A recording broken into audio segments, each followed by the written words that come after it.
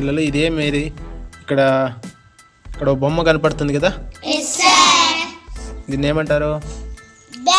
Bat. ఈ బ్యాట్లో కొన్ని అక్షరాలు ఉన్నాయి. ఆ అక్షరాలతో మనము పదాలను తయారు చేయొచ్చు. సరే, next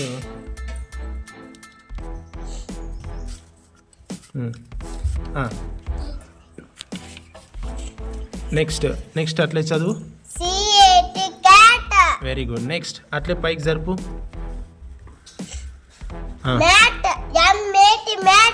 good. Next good. Next